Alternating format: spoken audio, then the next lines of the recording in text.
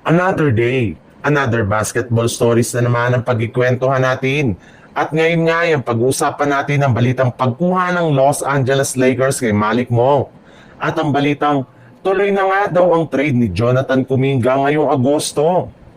Kagaya nga ng napag-usapan natin, hindi lang naman nga daw po pagkuha ng mga bagong player sa free agency ang balak gawin ng Lakers sa mga susunod na araw.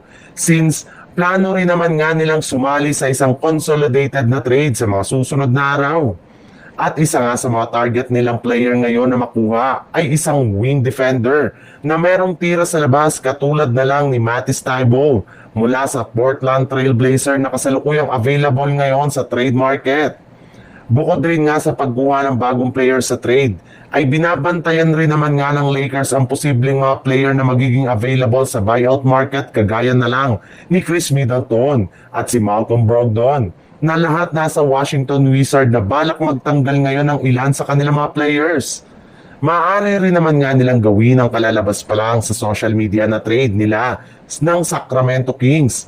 Bale, dito nga ay makukuha ng Sacramento Kings si Naruya Hachimura, isang future draft pick at isang second round pick kapalit lamang ng kanilang dating player na si Malik Monk.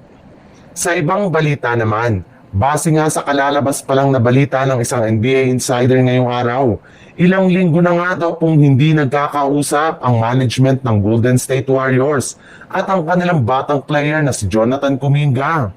Eto rin naman nga ang hinihinalang dahilan bakit hindi nila matuloy-tuloy ang trade sa kanilang batang player.